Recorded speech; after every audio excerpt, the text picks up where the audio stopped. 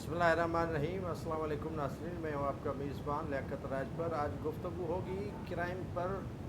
और क्राइम इतना बढ़ गया है कि अब डकैती तो अपनी जगह पर लोगों की जानें ली जा रही हैं और मुख्तलिफ़ सिंध के शहरों में अगवा बर तावान के वाक़यात जो थमने चाहिए, इतना बड़ा ऑपरेशन हो रहा है और बड़ा जो है वो ऑपरेशन किया जा रहा है, दावे किए जा रहे हैं, लेकिन उसके बरक्स जो है वो सिंध में अमन अमान की सूरत हाल बिगड़ रही है। MQM जो मद्दे मुकाबल है पीपल्स पार्टी की सिंध गवर्नमेंट के, और चाह रही है कि यहाँ पर कराची के अंदर रेंजर्स को मुकम्मल तौर पर अख्तियारात दिए जाएँ। और कहीं पर पीपल्स पार्टी के MNA मखदूम जमील ज़मा मुतालबा कर रहे हैं कि सिंध के जो देही इलाके हैं कश्मोर, कंदकोट, शिकारपुर, जैकाबाद, घोटकी को पाक आर्मी के हवाले किया जाए और वहाँ पर पाक आर्मी मुकर्रर की जाए। IG सिंध ने एतराफ़ किया है कि जब से क्रिमिनल एक्टिविटीज़ बढ़ी हैं, सिंध का अमन अमान ख़राब हुआ है और उसे ठीक करने में वक्त दरकार है। IG सिंध जो गए थे कश्मोर, कंदकोट में, और सूरत हाल ये थी कि उसी इलाके के अंदर जो है वो 6 साल का मासूम बच्चा शहरियार उनको अगवा कर लिया गया और उनके वालिद सिराज जो प्राइवेट कंपनी में सेल्समैन है उनको अगवा कर लिया गया है। आज डाकुओं ने वीडियोस जारी किए हैं रोडी शहर से अगवा होने वाले सोराब शेख और मीर खान शेख के, और वो जंजीरों में जकड़े हुए हैं, उन पर तशद्दुद हो रहा है और वो तावान की डिमांड कर रहे हैं डाकू। आज अफसोसनाक जो वाक़या रूनुमा हुआ वो यहाँ मेट्रोविल 4 नंबर पर जो है वो डकैती के दौरान मज़ामत पर 2 नौजवानों को कत्ल किया गया। वो अल्टो कार में अपनी बैंक की तरफ जा रहे थे, जो पोल्ट्री का काम कर रहे थे, मुर्गियों का काम कर रहे थे, और 1 करोड़ से ज़ायद रकम उनसे छीनी गई और उन्होंने मज़ामत की तो पुलिस मौजूद नहीं थी वहाँ पर। और जो है वो असद रज़ा जो DIG हैं वेस्ट के, उन्होंने वहाँ जाए वक़ुआ पर पूछा कि CCTV कहाँ है, फुटेजेस कहाँ हैं और पुलिस क्या कर रही थी। ये मसरूफ़ तरीन शहरा है और वहाँ पर पुलिस का न होना एक सवालिया निशान है। और पुलिस एक तरफ तो कच्चे में ऑपरेशन की दावा कर रही है, लेकिन जो कामयाबी होनी चाहिए पुलिस को, नाज़रीन, वो पुलिस को कामयाबी नहीं मिल रही है। IG ने बड़े बड़े दावे किए, लेकिन अगवा बराए तावान के वाक़यात थम न सके हैं और अगवा बराए तावान के वाक़यात आए रोज़ हो रहे हैं। और कराची के अंदर मुत्तहिदा कौमी मूवमेंट ने जो मुतालबा किया है कि रेंजर्स के हवाले किया जाए, और यहाँ गुलशन मेमार में डकैती के दौरान पुलिस ने जो है वो बड़ा अच्छा इक़दाम किया कि वहाँ डाकुओं को हलाक हुआ, एक गिरफ़्तार हुआ और डकैती हो रही थी वहाँ एक घर से, लेकिन वहाँ पर उन घर वालों को पुलिस ने बचा लिया डकैती से, किसी जानी नुकसान नहीं हुआ, लेकिन एक डाकू पुलिस फायरिंग में मारा गया, एक गिरफ़्तार हुआ, एक फ़रार होने में कामयाब हुआ।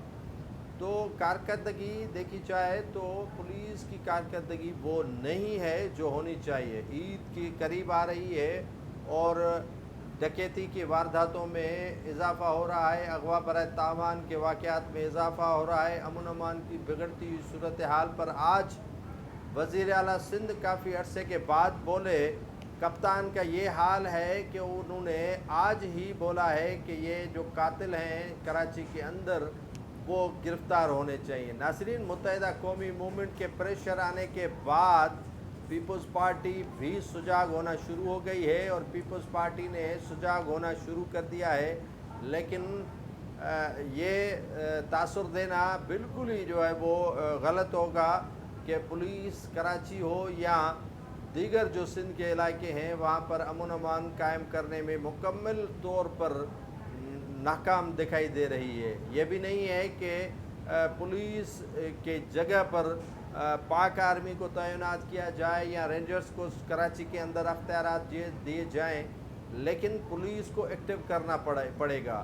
پولیس کا ایکٹیو نہ ہونا اور ہاتھ پر ہاتھ رکھے ہوئے بیٹھ جانا ایک بڑا کراچی کے اندر المیہ ہے. کراچی ہو یا سندھ کے دیگر علاقے ہو، وہاں پر امن و امان کی بگڑتی ہوئی صورتحال پر ایک جامع رتھا بندی کرنی ہوگی اور جامع پلان بنانا ہوگا سندھ حکومت کو.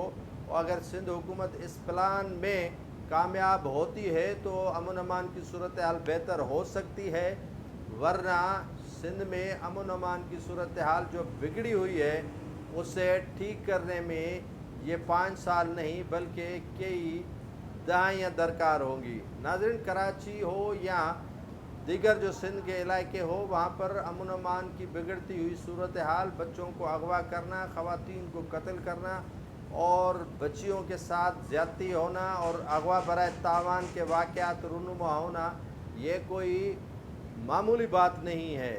یہ غیر معمولی اقدام ہیں جو پولیس کے آنکھ کے نیچے ہو رہے ہیں.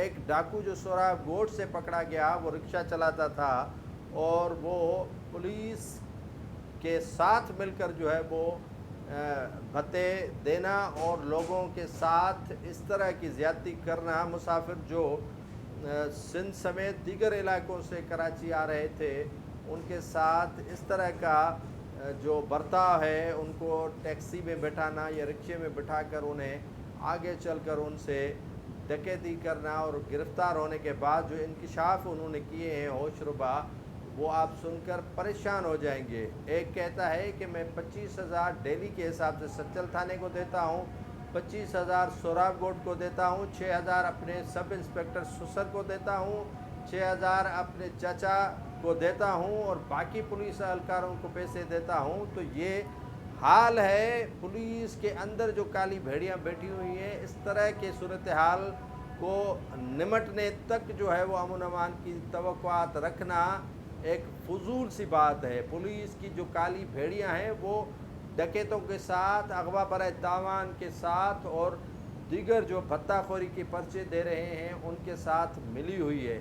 اس طرح کے پولیس کے جو سب انسپیکٹر ہیں یا انسپیکٹر ہیں یا پولیس کے کانسٹیبل ہیں، وہ ان کی تحقیقات کون کرے گا؟ آئی جی سندھ غلام نبی میمن کرے گا. ان کا یہ فریضہ پہنچتا ہے کہ وہ اس معاملے کی تحقیقات کرے.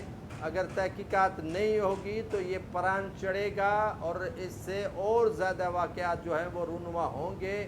اس سے پھر کوئی روک نہیں پائے گا کہ اس طرح کے واقعات ہو رہے ہیں اور پولیس کے آنکھ اور ناک کے نیچے ہو رہے ہیں.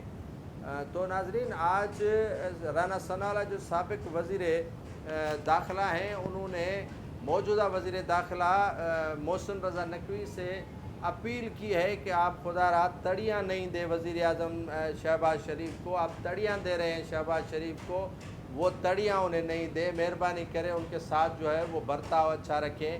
یعنی اختلافات شروع ہو چکے ہیں، اختلافات ہو رہے ہیں، امن و امان کا صورتحال جو ہے وہ بگڑتا ہوا نظر آ رہا ہے، بہتر نہیں ہو رہا ہے اور صورتحال اتنی کشیدہ ہے کہ عوام خوف میں مبتلا ہے کہ کہیں باہر جائیں گے تو بہتر انداز میں لوٹ پائیں گے یا نہیں پائیں گے، سلامت ہو کر لوٹیں گے یا نہیں لوٹیں گے. یہ صورتحال ہو گئی ہے کراچی کی اور سندھ کے دیگر علاقوں کی.